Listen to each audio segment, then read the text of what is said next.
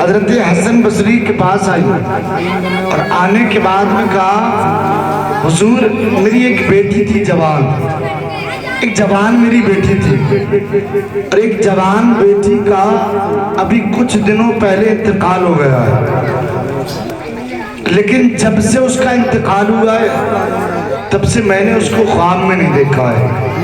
حضور کوئی ایسی دعا بتائیں، کوئی ایسی دعا مجھے سکھا دیں کہ میں اسے پڑھ کے سوؤں تو میری بیٹی خواب میں نظر آ جائے۔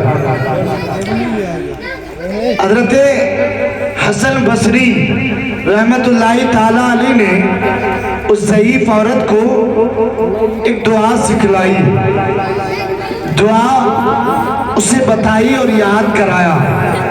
توجہ ادھر رکھنا، میں بتاؤں آپ کو، تھوڑی دیر اور سننے پھر میں اس کے بعد میں بھی زیادہ لمبی تقریر نہیں کرنے والا، بس چند منٹ تھوڑی سی صحیح باتیں ہو جائیں، اصلاح کی باتیں کر کے میں ختم ہو رہا ہوں۔ حالانکہ سنانے کا ذہن تو بہت کچھ تھا، لیکن کہیں کہیں ایسا ہوتا ہے کہ مسئلہ سب بگڑ جاتا ہے۔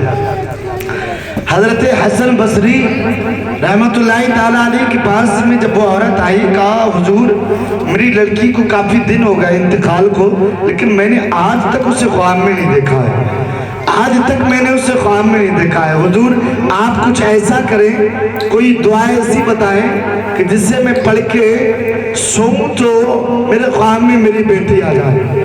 تو حضرت حسن بصری نے ایک دعا اس ضعیف عورت کو سکھلائی، اور سیکھنے کے بعد عورت اپنے گھر گئی، اور گھر جانے کے بعد وہ شام کو نماز عشاء کے بعد بستر استراحت پہ لیٹی، تو لیٹنے کے بعد اس عورت نے اس دعا کو پڑھا اور پڑھنے کے بعد میں سو گئی۔ اب سنیے تو صحیح، جیسے ہی وہ سوتی ہے اس کی آنکھ لگتی ہے، کچھ ہی وقت گزرا تھا کہ اس نے خواب میں اپنی لڑکی کو دیکھا، اور خواب میں لڑکی کو کیا دیکھا کہ وہ جہنم کے تار کول کا لباس پہنے، جہنم کے تار کول کا لباس پہنے، اس کے ہاتھوں میں زنجیر پھلی ہوئی ہے، پیروں میں زنجیر جکڑی ہے، ہاتھ پیر بندھے ہوئے ہیں، جہنم کے تار کول لباس کو پہنے ہوئے ہیں، اور جہنم کا عذاب اس پہ ہو رہا ہے۔ اللہ اکبر کبیرہ، وہ جہنم کے عذاب کی بنیاد پر چیخیں مار مار کے رو رہی تھی۔ جیسے ہی اس کی ماں نے اپنی بیٹی کو اس حالت میں دیکھا تو دیکھنے کے بعد میں گھبرا گئی، اور گھبرا کر فوراً اس کی آنکھ کھل جاتی ہے اور اس کی چیخ نکلتی ہے، تو یہ زارو قطار عورت اٹھ کر بیٹھ گئی اور رونے لگی، اور روتے روتے پوری رات گزار دی کہ میری بیٹی پر اس طریقے سے جہنم کا عذاب ہو رہا ہے، اس طریقے سے پریشانی میں مبتلا ہے۔ اے لوگوں توجہ کرنا، یہ تمہاری زندگی 60-70 سال کی ہے، زیادہ سے زیادہ اگر کسی کی اس وقت میں اگر عمر ہو گئی تو 100 سال کی عمر ہو گئی، لیکن سنو یاد رکھنا، قبر میں جانے کے بعد میں دنیا کے گھر کی طرح گھر بھی نہیں ہوگا۔ آج تم دنیا کے اوپر 1 بیگھہ زمین میں گھر بنا لو، عالی شان بنگلہ بنا لو، عالی شان محل بنا لو، شیش محل بنا لو، کچھ بھی بنا سکتے ہو، لیکن جب دنیا سے جاؤ گے تو ملے گی تمہیں 2 گز زمین، اور اس 2 گز زمین کے اندر تمہیں رہنا ہے۔ یاد رکھنا، اگر تمہارے اعمال اچھے نہیں ہوئے، اگر تمہارے اعمال نیک نہیں ہوئے، یاد رکھنا یہ لڑکی جو جہنم کا عذاب چک رہی تھی اور ساروں قطار اس کی ماں رونے لگی دیکھنے کے بعد میں، اور اٹھ گئی، اٹھ کے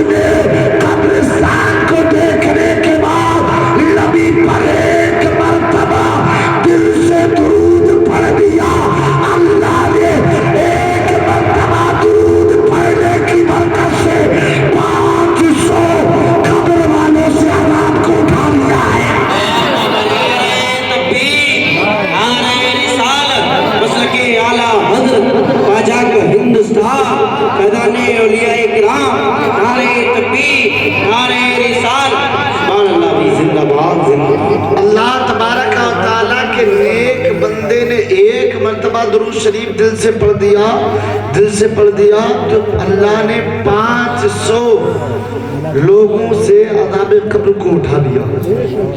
اب بتاؤ، جو نبی پر درود پڑھتے ہیں، نبی پر قیام کرتے ہیں، نبی پر صلاۃ و سلام پڑھتے ہیں، 50 سال تک اس کا یہی معمول رہا ہو تو پھر اس کا مقام کتنا بلند و بالا ہوگا. سنو، یہ دنیا ہے، یہ دنیا فانی ہے. آج ہم اپنے بچوں کو دین کی تعلیم سے دور رکھتے ہیں. آج ہم اپنے بچے کو اسکول کالج میں بھیجتے ہیں، بڑی سے بڑی یونیورسٹی میں بھیجتے ہیں. میں منع نہیں کرتا کہ تم کالج میں مت بھیجو، اسکول میں مت بھیجو. ہاں، جہاں دل چاہے اپنے بچوں کو پڑھا سکتے ہو، لیکن یہ یاد رکھنا تمہارا بچہ ڈاکٹر، انجینئر، ماسٹر کچھ بھی بن جائے، لیکن اسے یہ سب بنانے سے پہلے دین کی تعلیم ضرور دے دینا. دین کی تعلیم ضرور دے دینا. گھر کے اندر دینی ماحول پیدا کرنا. اس لیے کہ سنو، آج اگر تم نے اپنے بچے کو بچپن میں اگر دین کی تعلیم سکھائی، اگر قرآن کو سکھایا، اگر تم نے نبی کی حدیث کو سکھایا، نبی پر درود پڑھنا سکھایا، اگر تم نے اپنے بچے کو دینی تعلیم سکھائی، تو یاد رکھنا بچہ تمہاری عزت کرے گا، بچہ تمہارا ادب کرے گا. اس لیے کہ یاد رکھنا، آج ہم نے دنیا کا ماحول دیکھا ہے. اگر کوئی شخص اپنے بچے کو بہت بڑا پروفیسر بنا دے، اگر اپنے بچے کو ڈاکٹر بنا دے، انجینئر بنا دے، تو آج باپ کا حال یہ ہوتا ہے کہ وہ اپنے بیٹے سے ڈرتا ہے کہ ایسا نہ ہو میرا بیٹا مجھ سے ناراض ہو جائے. لیکن یاد رکھنا، جو شخص اپنے بیٹے کو حافظ قرآن بناتا ہے، عالم دین بناتا ہے، تو سنو، باپ جب بیٹا ڈاکٹر ہوتا ہے تو ڈر باپ کو ہوتا ہے، لیکن جب بیٹا حافظ عالم دین ہوتا ہے تو حافظ دین اور عالم دین کی دل کی کیفیت یہ ہوتی ہے کہیں ایسا نہ ہو کہ میرا باپ مجھ سے ناراض ہو جائے. اگر کوئی پروفیسر، کوئی ڈاکٹر، انجینئر بن جائے تو باپ ڈرتا ہے، لیکن اگر حافظ قرآن، عالم دین بن جائے تو پھر بیٹا ڈرتا ہے. آج ہم نے دیکھا ہے. لیکن سنو، جو اپنے بچوں کو ابتدا سے دینی ماحول میں پالتے ہیں، پرورش کرتے ہیں، بڑا کرتے ہیں، تو پھر ان کی شان یہ ہوتی ہے. سنو، ایک مرتبہ حضرت علامہ سلیمان جزولی اللہ تعالیٰ کے برگزیدہ بندے ہیں، اللہ رب العزت کے بڑے اچھے دوست ہیں. ذرا توجہ کے ساتھ میں سننا. حضرت علامہ امام سلیمان جزولی ہے. ایک مرتبہ فارس کے علاقے میں گئے. فارس کا علاقہ چٹیل میدان تھا، دور دور تک پانی نظر نہیں آ رہا تھا. آپ اتفاق ایسا ہوتا ہے، حضرت علامہ سلیمان جزولی ہے، چند ان کے مریدین ان کے ساتھ میں ہے. نماز ظہر کا ٹائم ہوتا ہے، نماز ظہر کا وقت ہوتا ہے. حضرت علامہ سلیمان جزولی نے اپنے مریدین سے کہا چلو نماز ظہر کو ادا کرتے ہیں. تب مریدین نے جواب دیا حضور ہمارے پاس پانی نہیں ہے، ہمارے پاس وضو بنانے کے لیے پانی ختم ہو گیا ہے، چلو پانی تلاش کرتے ہیں.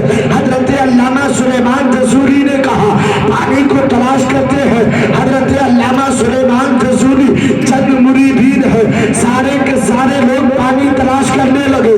کوئی پورب کی طرف گیا، کوئی پچھم کی طرف گیا، کوئی مشرق کی طرف گیا، کوئی شمال کی طرف گیا، کوئی جنوب کی طرف گیا. توجہ کرنا، سارے کے سارے لوگ پانی تلاش کر رہے ہیں. اتفاق تھا، پانی ملا نہیں. نماز ظہر کا ٹائم ختم ہونے والا تھا. علامہ امام سلیمان جزولی کی آنکھوں سے آنسو نکلنا جاری ہوتے ہیں. اتنے میں کیا ہوتا ہے کہ ایک کنواں نظر آتا ہے. کنواں نظر آیا